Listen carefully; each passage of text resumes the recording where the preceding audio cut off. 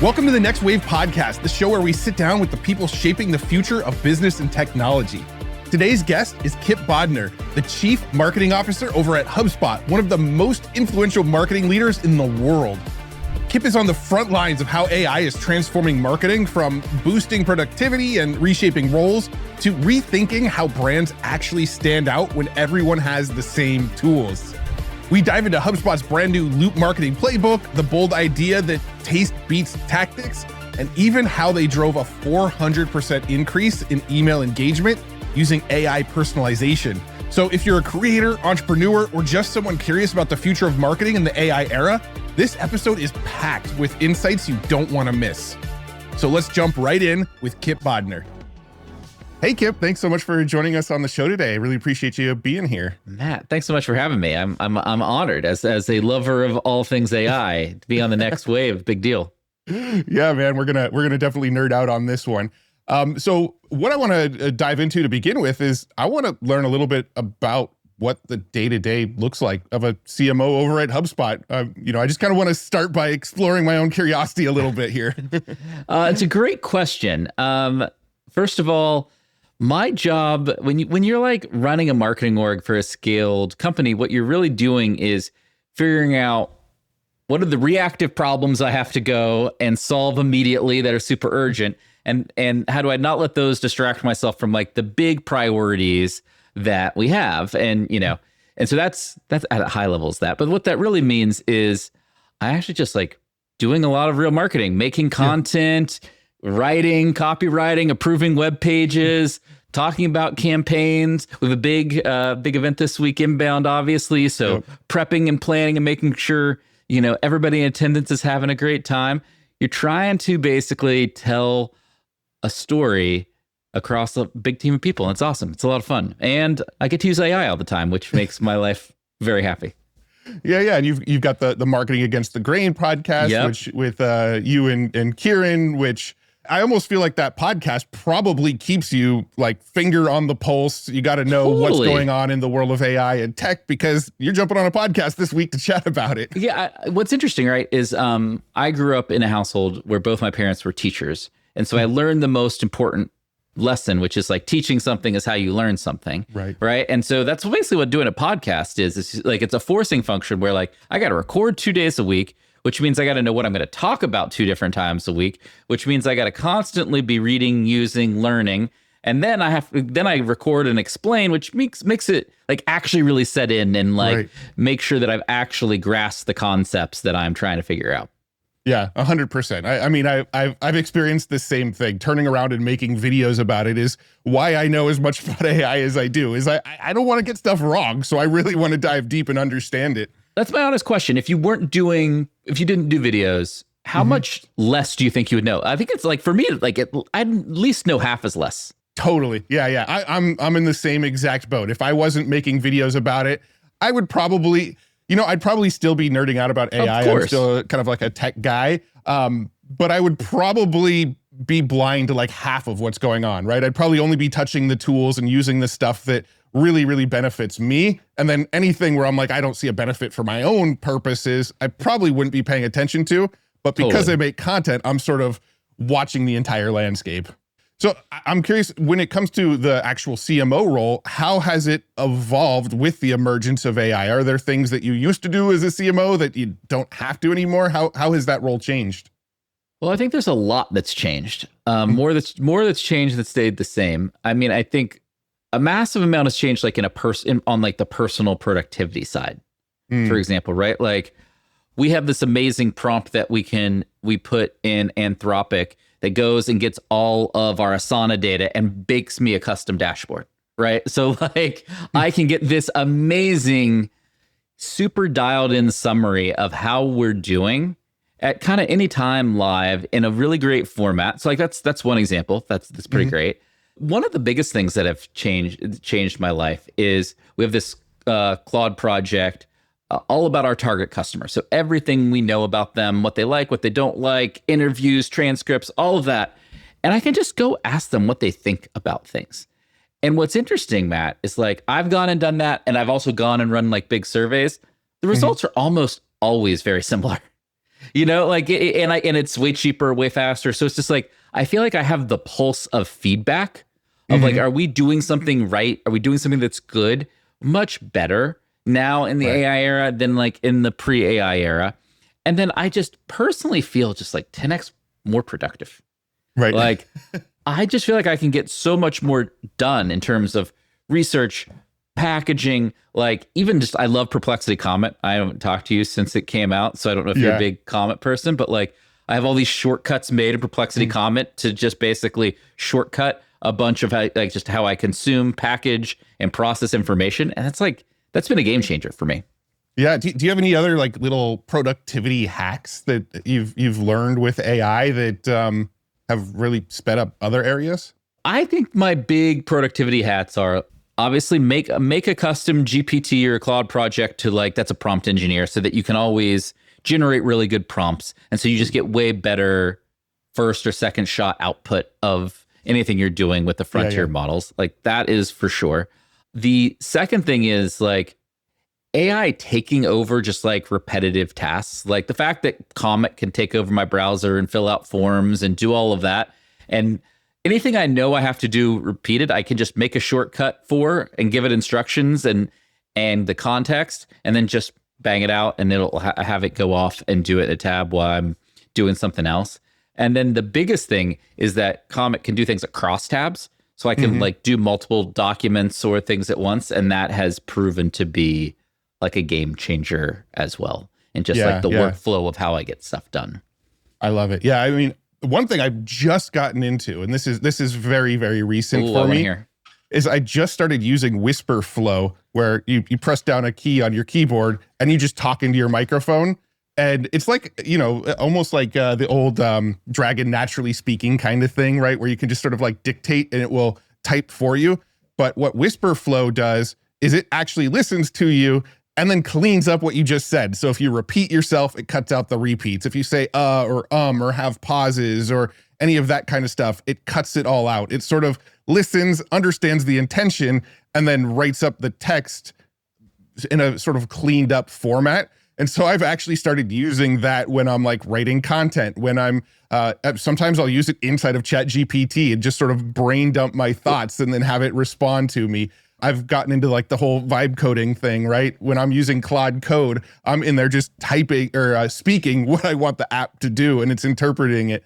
So that to me has been a pretty big sort of change for me just in the last like week or so that I found really, really beneficial. I've been using Willow Voice, which is a similar product. I'm an investor in Willow, so I'm biased. I'm going to use them versus Wispr, but they're both like the use case they and the other tools out there solve, to your point, is freaking magic.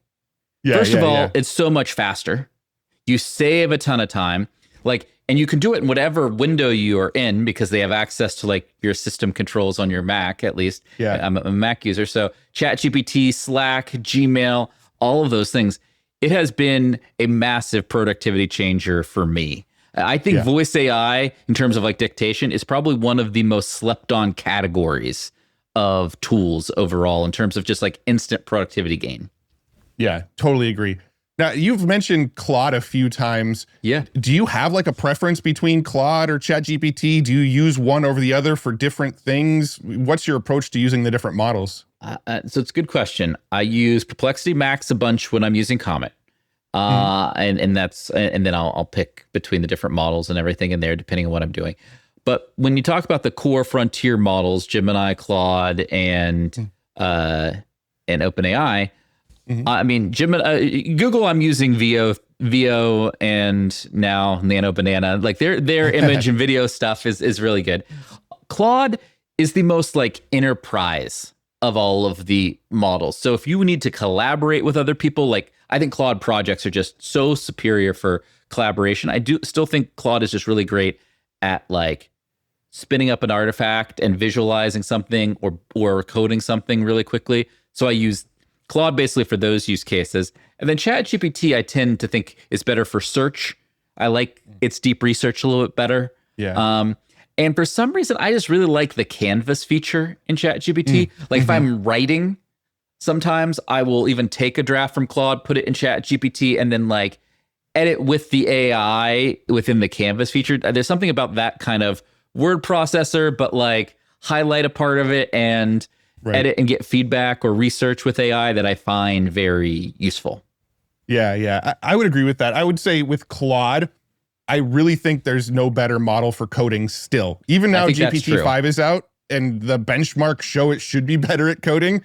My own experience, I'm still getting better results from Claude when I'm coding. So, you know, the benchmarks to me mean less and less these days. Yeah, and I think artifacts, even if you're not like a hardcore coder, if you're just a lightweight coder like me, artifacts is just an elegant way to like bring that code to life in Claude. Right. Real quick, the Loop Marketing Playbook has just dropped, and honestly, it's a game changer. Growth isn't what it used to be. AI has flipped the script, and Loop Marketing is going to be your competitive advantage. Kipp is giving you over 100 prompts to start your own Loop marketing journey so you can differentiate your brand voice, evolve in real time, and future-proof your strategy. Get it right now. Scan the QR code or click the link in the description. Now, let's get back to the show.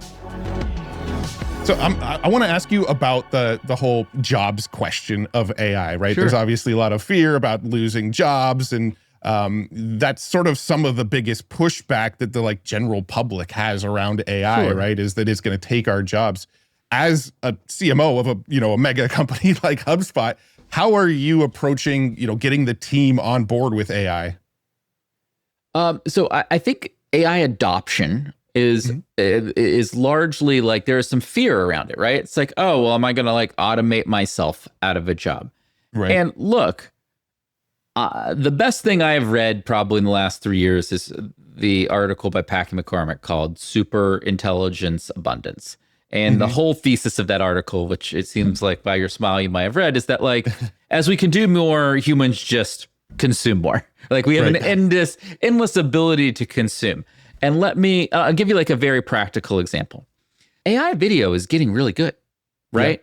Yeah. You've used it, it's getting really good. However, if I can go and make the same brand creative ad that I might run on YouTube, for example, for a few $100s versus hundreds of thousands of dollars, because I don't have to hire actors, a director, do a photo shoot and everything, right? Does that mean that I don't need those people anymore? No. What it actually means is I actually now want to go make 3,000 different, really hyper customized, targeted brand ads for different markets, for different segments of my business, because people are going to respond better to them. I'll still spend the same amount of money, if not maybe even more money, because I'm getting better results, but I'm going to spend it in a different way. So I think the challenge with this is there are going to be some roles where you just need less humans in those roles. But overall, you're still going to need just as many people as my hypothesis in all of this, because you're going to want to do more and you're going to get better results. And that's what we're seeing is like, we're getting a lot better results. And when you get better results, you're not like, you don't go into cost cutting mode. You don't say like, hey, I want to spend less doing this thing. You're like, no, I want to get as much of those, of that value or that revenue as I possibly can. Right. And so I think that's what's happening. I think some people are just going to have to do some skill transformation. And if you were just dead set in doing one very specific job, I think the next few years will be hard. Right. Yeah, that makes a lot of sense. I almost see it as like every individual inside of an organization becomes much more scalable than they used to be, right? Like every individual is going to be so much more capable of outputting and doing a lot more with the same amount of effort they're currently putting in, right? Nobody's asking you to do a ton more work, but you're able to get a lot more done with the sort of existing amount of effort that you're putting in. Exactly. And that's where we're at. And I find the best individuals, the best teams right now have the right balance of like, I've really embraced AI, but I also know that AI needs a lot of context, support, help, and guidance for me as a human. And when those things come together, we can create a new, better business result than either one of us could individually, right? Yeah, absolutely. Well, let's talk about marketing. How have you seen like marketing costs shift with AI now in the picture? Obviously, we're seeing like a huge overhaul in the way people do marketing. SEO is becoming less of an effective marketing strategy. Like where is like the marketing spend going? Where is the marketing spend sort of disappearing? Yeah, if you want to have a nice cry, go to like the marketing subreddit, the SEO subreddit. There's like a bunch of, if you just go take a toll through the online communities in the marketing world, it's kind of bleak times. And there's good reason for that, Matt. It's because AI has disrupted a lot of how traditional marketing worked. Because now answers are free everywhere, thanks to LLMs. Yep. And so companies used to get a lot of traffic to their websites by providing answers on their website. Google would index them, people would come. So you're having people's search traffic kind of go down. And so you're seeing a big drop in click-through rates from Google and traffic from Google. So that's a challenge that a lot of people are facing. Because people are living more in these LLMs, they're also just like visiting your site less. Like if I can ask ChatGPT all my questions, I don't have to go to your website and look through 10 different pages of your website. Right. So you're getting less visits there. So that's another challenge. Because people are getting less visits, they're spending more money on ads, right? Because like they want to make up the difference. It's like, oh, I lost these visits over here. I want to get more visits. Well, all these online ad models are auction models. So like the more competition, the more expensive they're going to be. So ad prices are going up. Right. And then people are sending more email. And so emails becoming flooded. There's this like basically chain of effect that has happened because AI has changed how people work, learn, and interact online. And what I'm here to tell everybody is I've been through the trough of despair on this over the last, I would say 1.5 to 2 years. And we've lost tons of visits, tons of traffic, all of it. I've seen all of it. The beauty is with this change comes a lot of opportunity, and we can talk a little bit about what that opportunity looks like. But I actually think that there has never been a more exciting time to do marketing, to be a business owner who cares about marketing, who wants to grow their business through marketing, because there's a bunch of new stuff that is on the horizon that creates a bunch of new opportunity. Right.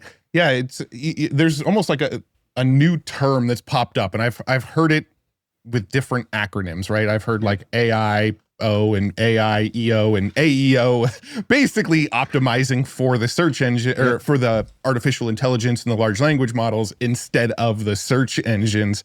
So that's going to be a really interesting field that I think is going to pop up as people just, in my opinion, SEO in the past, for lack of a better explanation, was kind of like figuring out how to game the search engines, right? You're trying to figure out, how do I do the thing that the search engines want to see to get my rankings to the top? And I feel like we're starting to see the same sort of thing in AI now. Like, what sort of things do I need to do to get the AI to reference me when those questions are asked? Whether that leads to more traffic or not, that'll still be kind of to be determined. Well, so there's a few things. I'm in the AEO camp for what it's worth. AI engine optimization, AEO. And the metrics there look different because you're looking at like how many times are you mentioned for the kind of questions your buyers would look at, and it's not just about visits. It's definitely very different. But the foundations of traditional search engine optimization still matter. Like, if you don't have public information on your website or on YouTube or wherever, the LLM can't access it. They don't know that you would be relevant for that person and on that topic, right? So you still have to tell great public stories, have a great website. And Matt, one of the things I would tell you is that it's a lot more instant than it used to be. Like, I remember like 10 years ago, I'd be like, oh, do this inbound marketing thing, create a blog, write some articles. And like in like 6 months, Google will finally index you and you'll get ranking and you'll get a bunch of traffic. And now it's like, if you and I were to make a video on this like very trending AI topic today and published it, we would be cited and be getting views to that video almost instantaneously if it was like a big important topic, right? Yeah. 100%. I've noticed that myself. I've put out YouTube videos and then a week later been asking Perplexity a question and it's referencing the video that I made a week ago. Same. Yeah, it's crazy. I do feel like a lot of the sort of philosophies behind SEO will probably still apply to AEO, right? Because SEO, so I've been doing digital marketing for 16 years now. This has been like my full-time gig. And the thing I used to tell people when it comes to SEO is quality content, like just making stuff people want to read and want to share is the trick to SEO, right? You get people to land on the page. If they stay on the page for a long time and read your article, that's a signal to Google that they liked it. Well, a lot of these engines, right? When you're using Perplexity, when you're using ChatGPT and Claude and all these tools that have access to search the web, they're actually still tapping the APIs of, Google or Bing or whatever the search engines are. So the thing that got you to rank with SEO is still going to be the thing that probably gets you the mentions in the artificial intelligence models as well. Well, when you have a period of transformation of anything, right? Whether it's AI technology, whether it's marketing, whether it's anything, you're sometimes tempted to throw the old out. And I think what you and I are saying is, what people have been doing in like traditional search engine optimization, for example, it's still relevant. There's just some new stuff you have to do on top of it. So you're not throwing it out, but you have to build upon it. And I think that's what the exciting opportunity is that you've built these really good skills over the last 5 to 10 years. And now you just need to build some new skills to take them to the next level.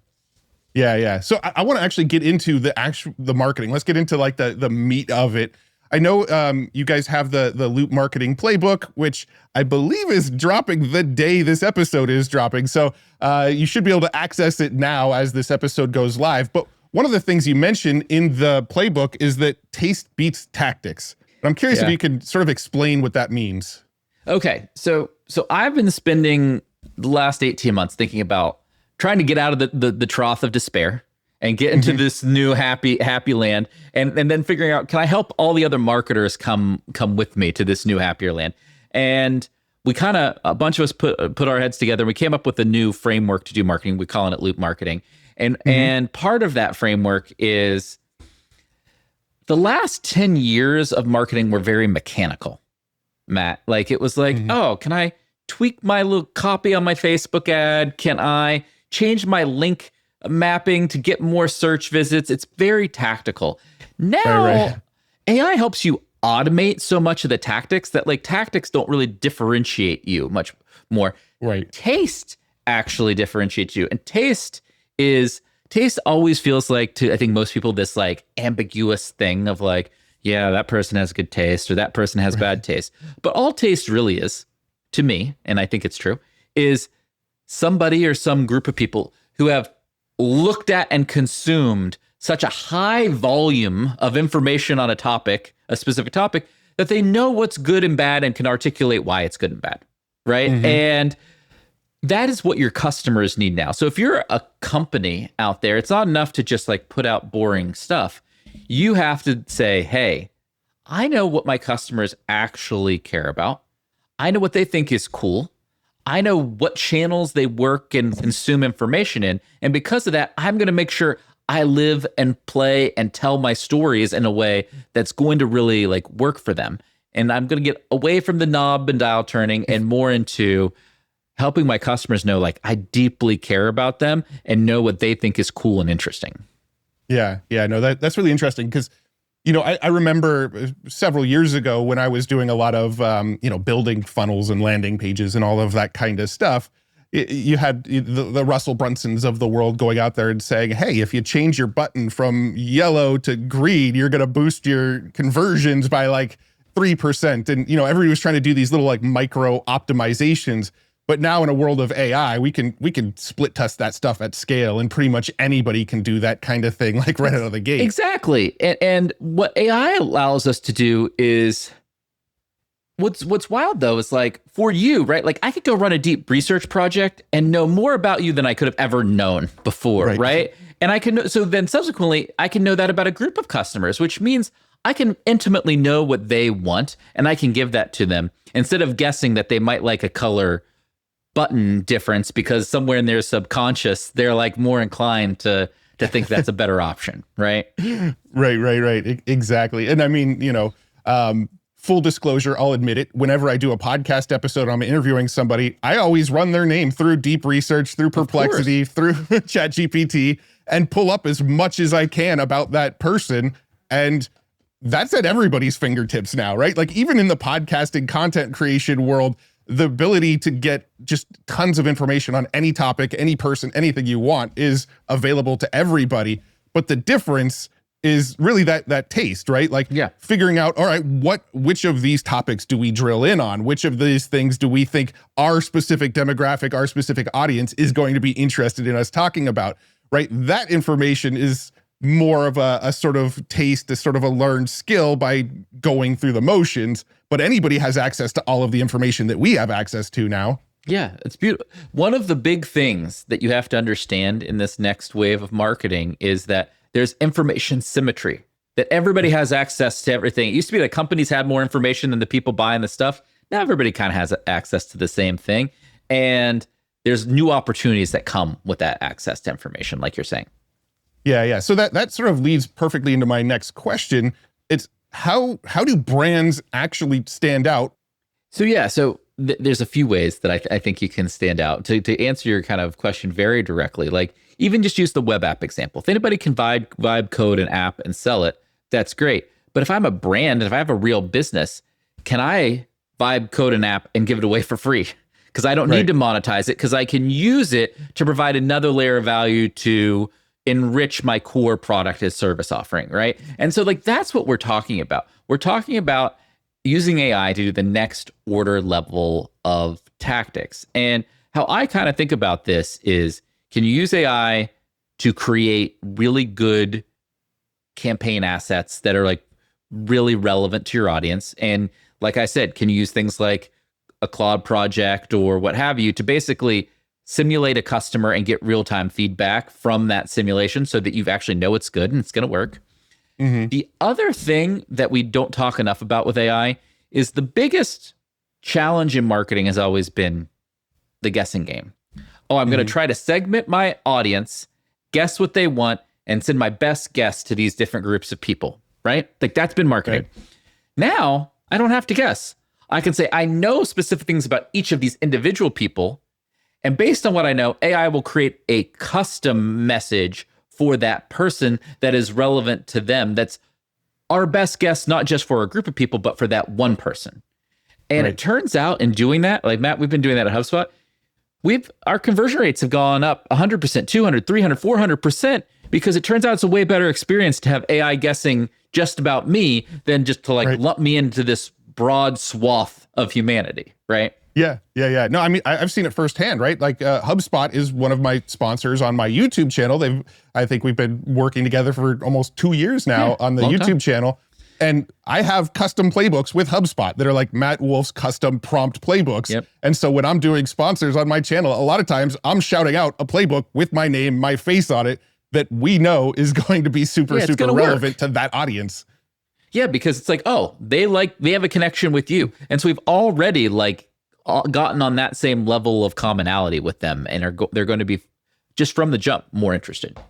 Yeah. And I love what you said. So there's a marketer, you're probably familiar, Frank Kern, right? He's probably one of the most well-known internet marketers, right? He had a concept called moving the free line, right? He used to teach this concept of moving the free line where, at one point, the free thing you gave out was like a blog post, and then you would sell them off the blog post. And then it became like ebooks, and people were giving away ebooks, and that's what you were selling. And he the value of the thing you're giving away for free, you want to constantly keep on moving that up so that the free thing gets more and more and more valuable, so that people see, well, if this is what he's giving away for free, well, then the paid thing must be really, really crazy. Incredible.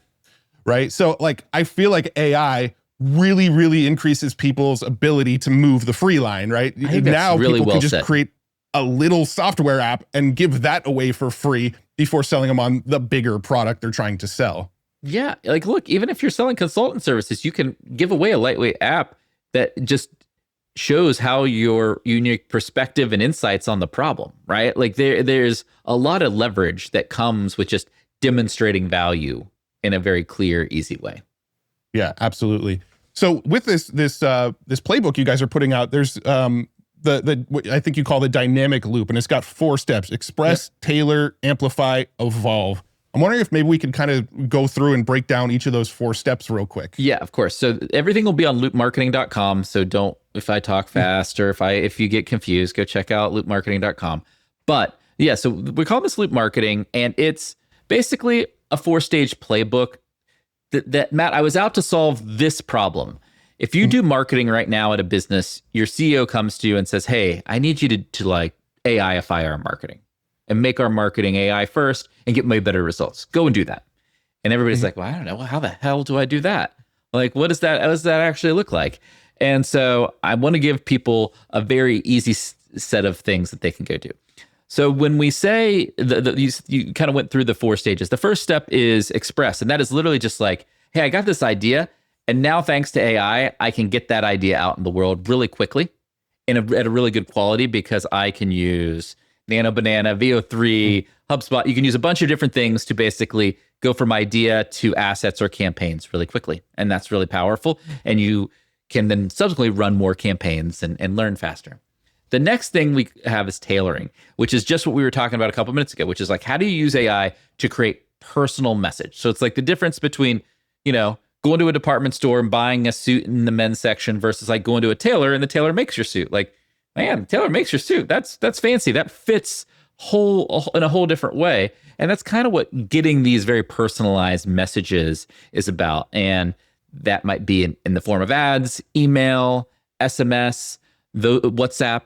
But those types of tailored messages perform much better. You need to send less of them to get the same level or better level of engagements. And that's like something anybody can go and do tomorrow. We just rolled out a really awesome email AI personalization product today at Inbound when this show's coming out. So like that's a way to do it for email, but you can do it across all those channels. Then the next step here is all about amplification, which is like, how do you take that message and get it out to people, get it out to the world? And the biggest thing that's changed there, as we talked about earlier, is AEO and all of the crazy things that are happening with how people are researching and interacting. But there's also influencers, like you said, like we work with you at HubSpot, you work with other brands and everything. And there's never been a better, more cost-effective way to reach your target audience than partnering with content creators and influencers. It's an incredible opportunity. And AI actually just makes that the identification, like the workflow of creating the content, partnering, working so much easier now that it's actually available to all these businesses. And then the last step we have is evolve, which is basically, it used to be, Matt, you've done marketing. You would run a marketing campaign and then you do your campaign retrospective. You remember those where like maybe a week, 2 weeks, 3 weeks later, you'd look back and be like, all right, how'd this thing do? Well, now you don't have to wait anymore. Because these AI tools make reporting and insights so easy, you can kind of see how it's going in real time, make adjustments in real time. And even once it's done, like with the HubSpot and Claude connector, I can just like get information into my Claude. I can have artifacts like build custom like charts and everything for me based on the questions I have about this specific campaign. And I can make decisions instantly around how I make the next one better. Right. And that's like, so that's why I think of it as a loop, because you kind of close off with like, oh, I'm learning these things, then I'll start all over again. But this time I've got like more insights, and that those insights kind of compound over time. And then my marketing is just going to get better and better every week and every month because of that compounding. Right. You mentioned the sort of email thing that you guys are coming out with. I saw on another podcast that you were on recently as part of my perplexity research that you guys recently increased your email engagement by upwards of 400%. Yeah. Is that using what you're talking about? Like, what does that look like? What is So it's basically, we productized what we were doing, Matt. And the initial like beta of this was we created prompts and we enriched the people we were emailing with data about, hey, this is their job, this is their business, these are the things that we think they would be interested in. Then we pass that data in a prompt through to OpenAI, through the API, to generate an email. The prompt is basically like, this is the thing we want to communicate to them. This is the data. This is what we want this email to look like. And OpenAI will write that email just on a one-to-one basis, push it back into HubSpot, and we'll send it. And so now we've just done that, so you don't have to do the API and all of the crazy work that we had to do when we were first like validating the idea. So does it feed in some information from the HubSpot CRM? So the email writing, you're using CRM data to make that email way more personal. Yeah. So everybody was getting a slightly different email than everybody else, right? And it's even a little bit more than slightly different. Like if you look at some of the examples, like I looked at one for like a coffee shop owner, and it had like coffee puns throughout. Like it was like very contextual, where you would be like, oh no, like somebody wrote this email just to me. It wasn't like personalization tokens. It felt like, oh, somebody really put some thought and wrote this just to me. But you were able to do that because you had good data, and then the AI was able to take it from there and make it really compelling. Yeah, yeah. So what advice would you have for, brand new creators, brand new entrepreneurs that are just now sort of building something from scratch? Like, how would you approach it if you were giving advice to somebody just starting to build something now? Because I do think there's a lot of people that are like, well, what's the point, right? Because, AI can do a lot of this stuff. If I build a business, maybe it's just going to be, it's hard to build the moats, right? So what advice would you give to somebody starting today? Well, I'm going to answer that. The first thing, though, Sam Altman has a statement that I very much agree with, that the more you use AI, the dumber you realize it is. Like he said that in different flavors. That's a paraphrase of over the years. And I wonder if you agree with me that the more you use AI, you understand its limitations. Definitely. Right. And I'm here to tell everybody there's massive limitations still. And some of those limitations are actually even just around like the software, the data connections, things that are outside of the core models that still just take a lot of time and effort to do. It's not that we're not going to get there, but it's not like we're going to get there tomorrow. It's going to take years to get there. So I don't think you should, first of all, I don't think anyone should have the attitude of like, oh my gosh, I should just give up. AI is going to do all of this and I don't have a chance. And so if you, let's say you agree with that, hey, all right, I want to start this business because AI is not going to eat my lunch. Then it's like, what do I actually do? Like, what do I, and the thing you actually do is, can you know your prospective customer base better than anybody else? This kind of goes back to that topic of taste. Can you just understand their problems, their pain, what they need more deeply than anybody else? Because I don't care how good a model gets, they're never going to know the deep pain of the 5,000 people you're out there trying to help, or whatever your market is, right? Right. And if you do that, and then you just obsess about building a product to solve that pain, as well as marketing. So it's like content storytelling around that pain, traditional search engines, but that now are AEO optimization. Maybe you build a little lightweight web app on, Claude Artifacts or with Claude Code that you're using to help demonstrate that you understand what they need. Like, that's what I would do. And I think you will find that you get deep traction quickly if you're just like very focused on the market you're serving and understanding their pain. Yeah. There's two things I want to say about what you just said there. One, going back to like finding the limitations. It's funny because I just saw a tweet this morning from a friend of mine named Riley Brown, who's building an app called the Vibe Code app, I believe. And he posted a tweet today saying that he's hiring. He's looking for video editors. He's looking for storytellers and writers and all of these people to help him with his content marketing strategy for his new app. And like half the replies are people going, well, you're an AI guy. Why do you hire anybody? Yeah. Why don't you just hire AI to do this stuff for you? And it's like, I mean, there's the limitation, right? Like I wouldn't trust AI to go edit my videos for me yet. I wouldn't trust AI to go and actually do a lot of the, the actual chopping and the motion graphics. There's still a lot of limitations in that area yet. But I almost feel like from the general public, the 30,000 foot view of people that just kind of see AI as a concept, they believe like AI could just do anything for you. Why are you trying to hire for this? Well, so I thought that was interesting. I think it's super interesting. And to build on that, the one thing I would say to all of those people is that humans are social creatures. I'm fascinated by two studies. One is the Harvard longitudinal study that showed of the people who lived the longest and had the happiest lives, it was because they had the best social connections. And then the most recently, there's been a different study. I was just listening to the Plain English podcast by Derek Thompson about this, where people who have superior memories, older, who are less likely to get Alzheimer's, dementia, all of those things, there's been findings that the part of their brain that is developed by frequency of social interaction was just far more developed than everybody else. They just had way more social interaction. And so if you're going to build a great business and you're going to sell a product or a service and you think you can do it without that social connection, without the humanity, without the need for those people to tell the story, be the face of those stories, then I don't think you understand people that well. Right. Yeah, no, that's totally true. I mean, I feel like when you're building a business, it would be really tough to just do it on your own, right? Even with my own YouTube video, I have a producer who I bounce ideas off with. I've got 3 different editors who help me edit my videos. You know, we've got Darren here in the background who's helping us make sure this podcast comes out really good, right? Like, I feel like I would probably fail if I wasn't working with other people. I need that help. I want the ideas to bounce. I want that interaction. I think that is so powerful to grow a business. And I don't really feel like I get the same feeling with AI. No, definitely not yet. I don't even think it's close.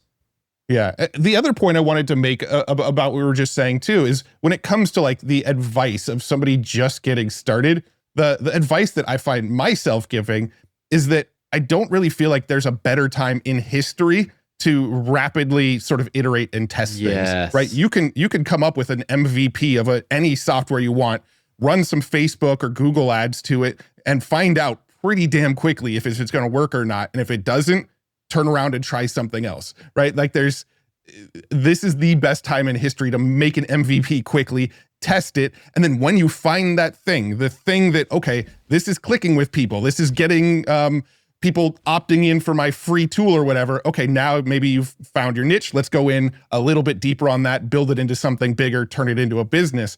But I feel like this is the best time in history to like test stuff at scale. Couldn't agree more. I'd even make the argument that if you are a curious person who likes to learn and you're willing to like apply and take action on what you learn, that it's almost impossible to not be financially successful now. Right. Like you agree. Yeah. You will just like, if you just do something every day and learn about it every day, within like a year or two, you will probably have more money than you need. Yeah, absolutely. Absolutely. There's one sort of last quick rabbit hole I want to go down with you before we wrap up here. And it's just following my own curiosity again. Are there any AI tools or software platforms or things that just have you really excited that you've just been really impressed by lately?